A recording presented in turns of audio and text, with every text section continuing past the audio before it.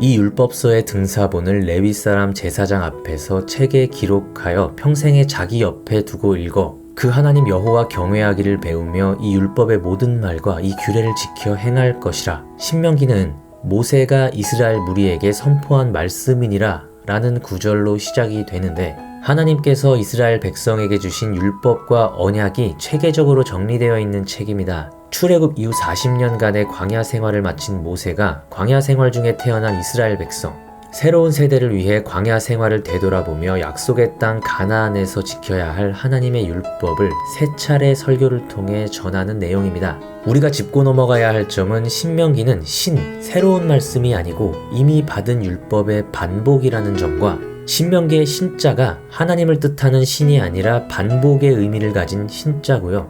명은 하나님의 명령, 말씀이고 기는 기록입니다. 굳이 해석하자면 하나님의 말씀을 반복해서 기록했다는 뜻이겠네요. 세 차례 설교를 하나씩 살펴보도록 하겠습니다. 첫 번째 설교는 하나님께서 이스라엘을 위해 하신 일들을 돌이켜보는 내용입니다. 광야 생활 초기에 모세가 장인 이드로의 조언으로 10부장부터 1000부장까지 두령을 세운 일, 공정한 재판을 하고 어려운 일은 내게로 돌리라고 했던 일, 가데스바네아에서 정탐을 보냈을 때 믿지 못하고 원망함으로 약속의 땅까지 10하루의 길이 광야 40년으로 늘어난 일, 그리고 광야 말기에 에돔, 모압, 암몬을 통과할 때 다투지 않도록 기업으로 주었던 일과, 아모리 왕 헤스본과 바산 왕 옥을 무찌르고 그 땅을 나눈 일, 또 지켜야 할 것과 하지 말아야 할 것들에 대한 이야기와 요단 동편의 새 도피성 베셀, 길르앗 라몬, 바산골란에 대한 내용을 선포하였습니다. 두 번째 설교는 이스라엘이 받은 율법에 대한 내용입니다. 십계명에 대해 아주 구체적으로 이야기하면서 후손들에게 가르치라 하고요. 이스라엘이 가나안에 들어가는 것은 그들이 의로워서가 아니라 가나안 족속들의 악함으로 인해 여호와께서 그들을 쫓아내셨기 때문임을 말하고,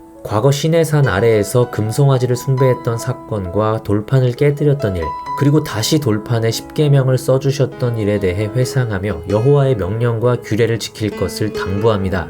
약속의 땅에서 받을 복과 저주, 하나님께서 정하신 예배의 장소, 그리고 다른 신을 섬기자고 꾀어내는 자를 죽여 멸하라는 것, 또 11조, 안식년, 3대 절기 등 전반적인 율법에 대하여 자세하게 가르치고 있습니다. 참고로 어떤 목사님께서 작성하신 블로그를 보니 두 번째 설교를 십계명 해설, 의식법, 시민법, 사회법 이렇게 4가지로 구성해 두셨더라고요. 세 번째 설교는 언약에 참석한 백성들에 대한 내용입니다. 가나안의 중심부인 그리심산과 에발산에서 6지파씩 두 산에 나누어 서고 레위 사람이 12가지 저주의 율법을 선포할 때 백성들은 아멘으로 응답합니다. 세 번째 설교의 요점은 순종하면 들어와도 복을 받고 나가도 복을 받을 것이고, 순종하지 않으면 들어와도 저주를 받고 나가도 저주를 받을 것이라는 것입니다. 모세는 이스라엘에게 전심을 다하여 여호와를 섬길 것을 말하며, 내가 생명과 사망과 복과 저주를 내 앞에 두었은즉 이라고 말하며 선택은 스스로의 목, 즉 내 하나님 여호와를 사랑하고 그의 말씀을 청종하며 또 그를 의지하라고 말합니다.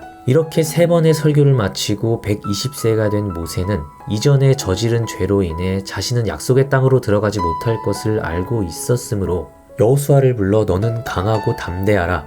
너는 이 백성을 거느리고 여호와께서 그들의 조상에게 주리라고 맹세하신 땅에 들어가서 그들에게 그 땅을 차지하게 하라 라고 하며 후계로 세우게 됩니다. 32장에서 장차 하나님을 떠나 범죄하게 될 백성들을 깨우치기 위한 애가를 전하고, 33장에서는 모세가 각 지파를 향해 간절히 축복하는 장면이 나옵니다. 그리고 마지막 34절에서는 느보산에 오른 모세에게 여호와께서 아브라함과 이삭과 야곱에게 맹세하여 그의 후손에게 주리라 하신 땅을 눈으로 직접 보게 하셨고, 모세는 120년의 생애를 마감하게 됩니다.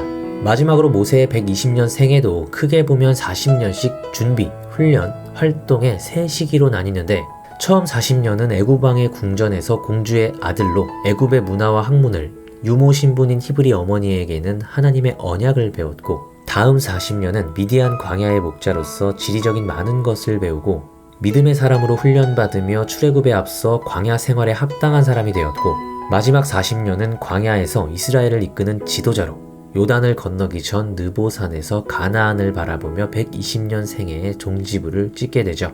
신명기를 읽으면서 인간이 과거에 저지른 죄를 어떻게 반복하고 있는지, 어떻게 하면 복을 받고 어떻게 하면 벌을 받는지, 또 앞으로의 삶은 어떻게 살아야 하는지, 우리 크리스찬들의 과거, 현재, 미래가 신명기 안에 다 들어있다는 생각을 하게 되었습니다. 저는 이 말씀이 가장 기억에 남습니다.